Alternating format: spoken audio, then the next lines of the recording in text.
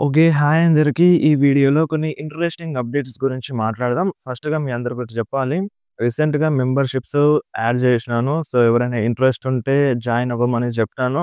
So, దాంట్లో join అవుతే ఎలాంటి బెనిఫిట్స్ ఉంటాయో కూడా చెప్పాను. కానీ దానికి మీరెవ్వరు కూడా పాజిటివ్ రెస్పాండ్ అయితే ఇవ్వలేదు. అసలెవ్వరు కూడా ఇంట్రెస్టెడ్‌గా లేరు మెంబర్‌షిప్స్‌లో జాయిన్ అవ్వడానికి. సర్లేండి, మీకు ఇంట్రెస్టెడ్‌గా లేనప్పుడు నేనేం చేస్తాను? నేను కూడా ఏం చేయలేను గదా! సరే, దాన్ని ఇడిచిపెట్టండి. మీకెవ్వరికీ నాకు సపోర్ట్ జేయాలని లేకపోతే నేనేం జేయలేను. సో, ఇక డైరెక్ట్‌గా వీడియోలోకెళ్ళిద్దాం. ఫస్ట్‌గా మనం జాన్ సీనా గురించి మాట్లాడేద్దాం. సో, జాన్ సీనా ఫ్యాన్స్‌కి ఒక గుడ్ న్యూస్ అని జెప్పాలి. ఆ గుడ్ న్యూస్ ఏంది అంటే, జాన్ సీనా అంట నెక్స్ట్ వీక్‌లో ఎన్‌ఎక్స్‌టీలో కనిపించొచ్చు అని ఒక అప్డేట్ అయితే వచ్చింది. దేనికోసం అంటే, అక్కడ ఎన్‌ఎక్స్‌టీలో ఒక మ్యాచ్ కోసం కాంపిటీటర్స్‌ని సెలెక్ట్ జేయాలంట. సో, దానికోసం మన జాన్ సీనాని కన్ఫర్మ్ జేసినారు. ఎన్‌ఎక్స్‌టీలో రావచ్చు. సో, ఇలాంటి ఒక అప్డేట్ అయితే వచ్చింది. అండ్ ఇంకొక గుడ్ న్యూస్ ఏందంటే జాన్ సీనా కోసం, మన జాన్ సీనాని అంట నెక్స్ట్ ఇయర్‌లో హాల్ ఆఫ్ ఫేమ్‌లో ఇండక్ట్ చేయొచ్చు అని ఇటువంటి ఒక రూమర్ అయితే ఇనిపిస్తుంది. సో, రూమర్ అయితే వస్తుందన్నమాట. నెక్స్ట్ ఇయర్‌లో జాన్ సీనా హాల్ ఆఫ్ ఫేమ్‌లో ఇండక్ట్ అయినా అవ్వచ్చు. Already next year hall of fame induction కోసం స్టెఫనీ మెక్‌మ్యాన్ కన్ఫర్మ్ ఉంది. సో, ఇప్పుడు జాన్ సీనా కూడా కన్ఫర్మ్ అవ్వచ్చంట. సో, రూమర్స్ అయితే ఇనిపిస్తున్నాయి. ప్లాన్స్ కూడా చేస్తున్నారంట మన డబ్ల్యూడబ్ల్యూఈ వాళ్ళు. సో, మేబీ అంత మంచిగుంటే next year John Cena hall of ఫేమ్‌లో ఇండక్ట్ అయినా అవ్వచ్చు. అండ్ నెక్స్ట్ న్యూస్ వచ్చేసి మన డాల్ఫ్ జిగ్లర్ గురించి. సో, నిన్న రాలో డాల్ఫ్ జిగ్లర్ వచ్చినారు. కానీ ఈ ఒక్క రా షోకి మాత్రమే వస్తారా? సో, దాని తర్వాత మళ్ళీ డబ్ల్యూడబ్ల్యూఈలో రారా అని చాలా మందికి కన్‌ఫ్యూజన్ అయితే ఉంది. సో, కన్‌ఫ్యూజన్ గూడా గాదు. రావాలని కోరిక ఉంది చాలా మంది ఫ్యాన్స్‌లో. మెయిన్ ఏందంటే మన డాల్ఫ్ జిగ్లర్‌ని తీసుకొచ్చింది జస్ట్ ఆ ఒక్క రా ఎపిసోడ్‌కి మాత్రమేనంట. సో, ఇప్పుడు డబ్ల్యూడబ్ల్యూఈ ఏం కాంట్రాక్ట్ సైన్ చేపించలేదంట డాల్ఫ్ జిగ్లర్‌తో. సో, మేబీ అవసరం ఉన్నప్పుడు తీసుకొస్తది ఈ టైప్‌లో గాని. సో, ప్రెజెంట్ ఏ కాంట్రాక్ట్‌ని సైన్ చేయలేదంట మన డాల్ఫ్ జిగ్లర్ డబ్ల్యూడబ్ల్యూఈతో. సో, అలా చూసుకుంటే ఇక డాల్ఫ్ జిగ్లర్ మాయమైపోతాడు. అంటే మాయమైపోతాడంటే మళ్ళీ కనిపించడు. ఈ టైప్‌లో కనిపించడు. టీఎన్ఏలో వర్క్ చేస్తాడు కావచ్చు గానీ, డబ్ల్యూడబ్ల్యూఈలో రారు అని ఇటువంటి ఒక అప్డేట్ అయితే వచ్చింది. బట్ బ్యాడ్ న్యూస్ అని చెప్పాలి ఇది. ఎందుకంటే డాల్ఫ్ జిగ్లర్ రిటర్న్ చేసినప్పుడు రాలో మంచిగా ఫ్యాన్స్ చీర్ చేసినారు. వేరే లెవెల్‌లో సపోర్ట్ చూపించినారు. అంత మంచిగా సపోర్ట్ చూపించినప్పుడు డబ్ల్యూడబ్ల్యూఈ కన్సిడర్ చేయాలి. డాల్ఫ్ జిగ్లర్ ఏం చిన్న సూపర్ స్టార్ ఏం కాదు. చాలా కిర్రాక్‌గా ఫైట్ చేస్తాడు. ఒక టైప్‌లో చెప్పాలంటే అండర్ రేటెడ్ సూపర్ స్టార్ అన్నమాట. ఒకప్పుడు వేరే లెవెల్‌లో ఉండే డాల్ఫ్ జిగ్లర్‌ని వేరే లెవెల్‌లో చూపించిన మన విన్స్ మెక్‌మ్యాన్.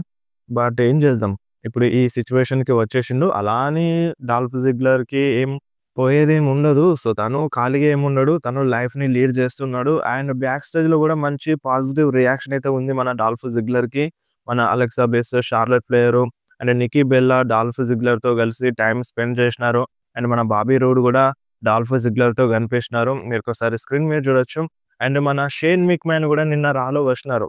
సో, నిన్న రా ఎంఎస్‌డిలో జరిగింది గదా! సో, అక్కడ ఫ్యాన్స్ మధ్యలో మన షేన్ మెక్‌మ్యాన్ కూర్చున్నారన్నమాట. సో, ఈ ఫోటోస్ చాలా వైరల్ అవుతున్నాయి. సో, మీరే స్క్రీన్ మీద చూడండి. అండ్ నెక్స్ట్ న్యూస్ వచ్చేసి John Cena versus Brock Lesnar match గురించి. ఈ మ్యాచ్ రస్సెల్ పలూజాలో జరిగింది గదా! సో, ఇప్పుడు వార్ గేమ్స్ కోసం అన్నీ సెట్ అయిపోయినాయి. సర్వైవర్ సీరీస్‌లో జాన్ సీనాకి మ్యాచ్ సెట్ అయిపోయింది. ఇటు బ్రాక్ లెస్నర్‌కి కూడా ఒక టైప్‌లో సెట్ అయిపోయిందని చెప్పాలి. వార్ గేమ్స్‌లో ఉంటాడు. మరి రస్సెల్ పలూజాలో John Cena versus Brock Lesnar match అయిపోయిన తర్వాత కూడా బ్రాక్ లెస్నర్ ఎందుకని జాన్ సీనాకి ఎఫ్5 కొట్టిండు. సో, అలా ఎఫ్5 కొట్టడం ద్వారా ఏమైందంటే, అప్పుడున్న ఫ్యాన్స్ రియాక్షన్ ఏ విధంగా ఉండే అంటే, ఈళ్ళ మధ్య ఇప్పుడు ఫ్యూడ్ ఎండ్ అవ్వలేదు. వార్ గేమ్స్‌లో మళ్ళొకసారి వీళ్ళు ఫేస్ టు ఫేస్ వస్తారని చాలామంది ఫ్యాన్స్ ఎక్స్‌పెక్ట్ జేసినారు. బట్ ఇప్పుడు చూస్తే జాన్ సీనాకేమో టైటిల్ మ్యాచ్ సెట్ అయిపోయింది. అంటే టైటిల్‌ని డిఫెండ్ చేయబోతున్నాడు. ఇటు బ్రాక్ లెస్నర్ ఏమో వార్ గేమ్స్‌లో ఉంటున్నారు. సో, ఈ టైప్‌లో బుక్ చేసేందుకు మరి అక్కడెందుకు అలా బుక్ చేసినారు? అలా స్క్వాష్ జేసి ఓడించడం అండ్ మ్యాచ్ ఎండ్ అయిపోయిన తర్వాత గూడా అలా బ్రాక్ లెస్నర్ ఎఫ్5లు కొట్టడం ఎందుకు? అదంతా ఎందుకని ఈ టైప్‌లో ఫ్యాన్స్ క్వెషన్ రైజ్ చేస్తున్నారు. సో, ఒకసారి మీరే ఆలోచించండి. ఇటువంటి క్రూషియల్ టైమ్‌లో జాన్ సీనాని అంత వరస్ట్‌గా చూపించినారంటే, సో, మీరే అర్థం చేసుకోండి. సరే, బ్రాక్ లెస్నర్‌ని పవర్‌ఫుల్‌గా చూపించాలి. అక్కడ అర్థమవుతుందది. కానీ మరీ ఇంత ఘోరంగానా జాన్ సీనాని చూపించడం? ఒక డేట్ మొత్తం నాశనం జేసినారు అన్నట్టుగా ఫ్యాన్స్ రియాక్షన్ అయితే ఉండింది. ఇప్పుడు దీనిపైన మీరేమంటారు? మీ రియాక్షన్ ఏందో కింద కామెంట్‌లో మెన్షన్ జేయండి. అండ్ నెక్స్ట్ న్యూస్ వచ్చేసి మన టోనీ ఖాన్ గురించి. రీసెంట్‌గా టోనీ ఖాన్‌కి ఇంటర్వ్యూ జరిగుండే.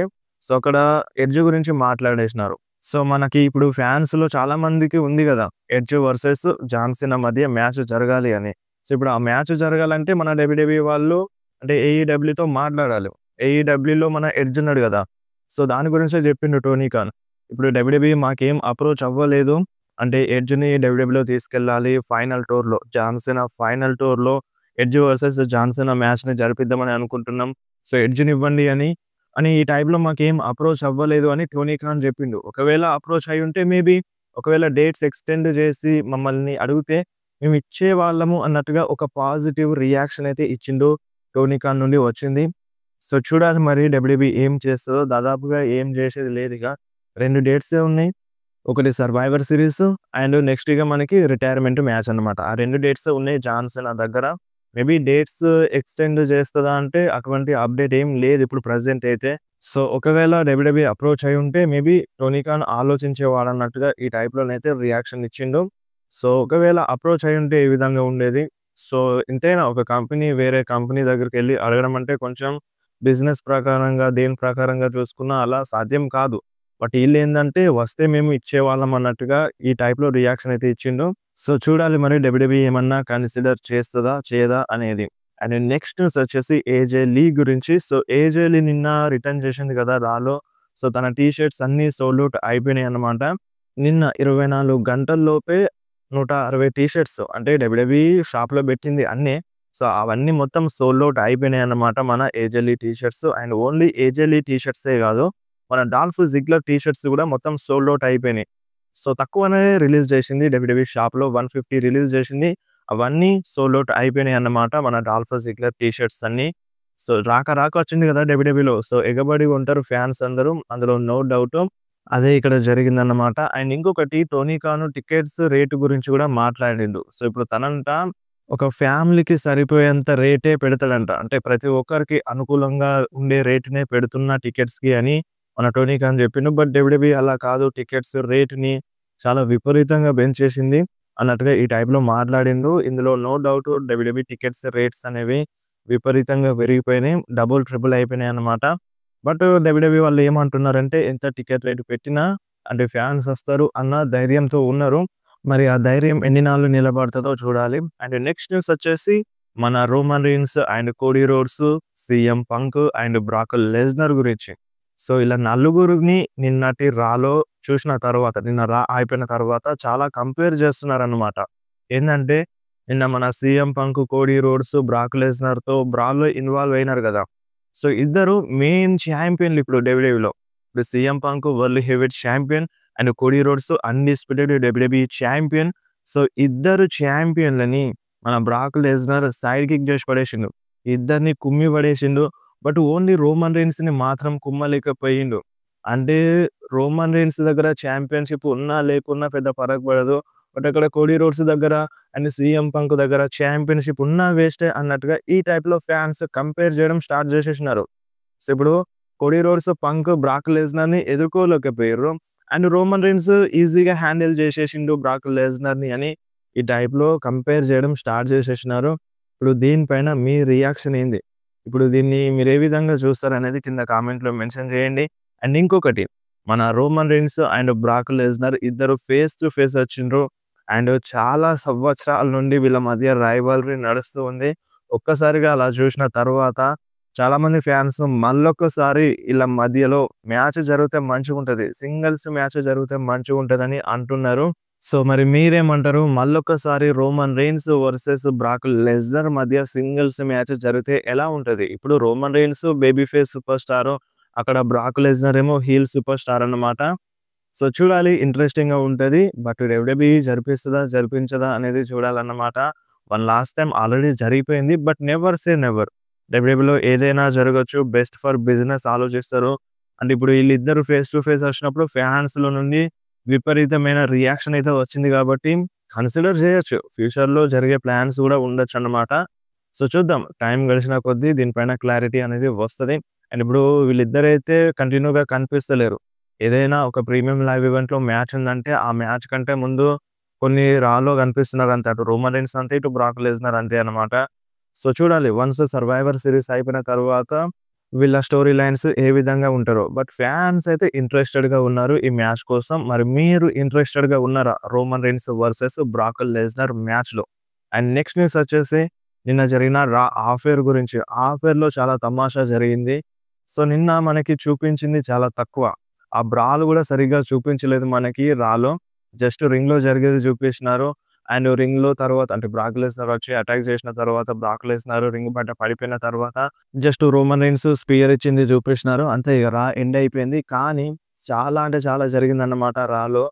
డ్రూ మ్యాకింటైర్‌కి మన కోడీ రోడ్స్ కట్టర్ కొట్టిండు అనౌన్సర్ టేబుల్ పైన. అండ్ అంతే కాదు కోడీ రోడ్స్ చాలా విపరీతంగా అంటే కొంచెం డిఫరెంట్‌గా బిహేవ్ చేసిండు కోడీ రోడ్స్. కెండో స్టిక్స్‌తో అంటే ఇటు సూపర్ స్టార్స్‌ని కాదు అక్కడున్న పోలీస్‌ని సెక్యూరిటీ పైన అటాక్ చేసిండన్నమాట. ఆ విజువల్స్ కొంచెం డిఫరెంట్‌గా ఉన్నాయి.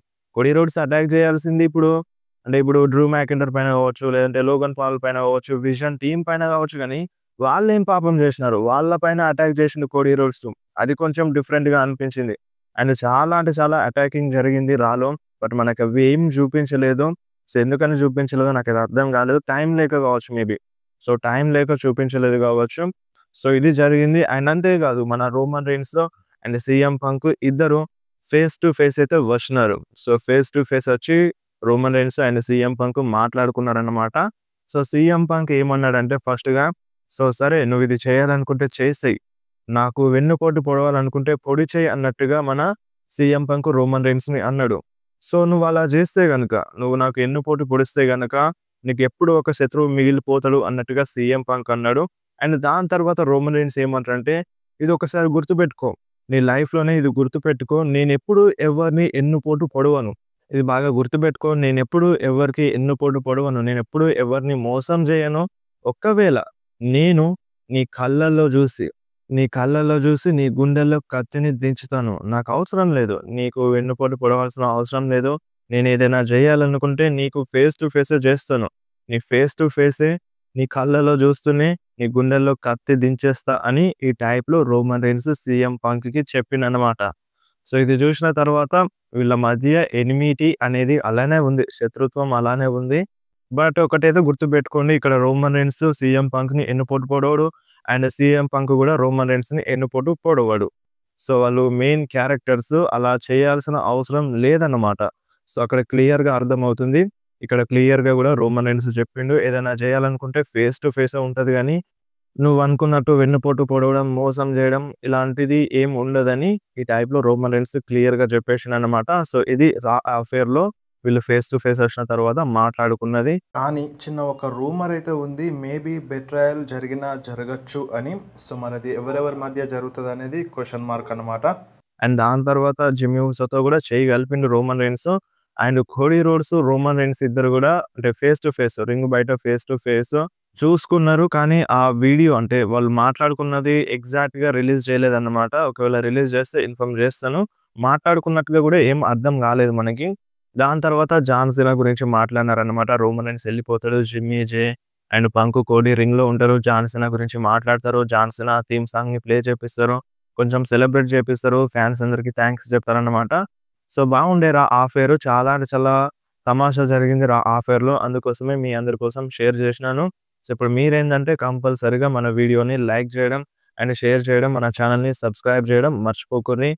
మీకోసమే అన్ని అప్డేట్స్ తీసుకొచ్చినాను. అస్సలు ఇగ్నోర్ చేయకండి. మన ఛానెల్‌ని సపోర్ట్ చేయండి. అండ్ ఇంకొకటి చెప్పడం మర్చిపోయినాను. మన చాట్ గేబుల్ పర్ఫార్మెన్స్ సెంటర్‌లో వర్క్ చేస్తున్నారంట.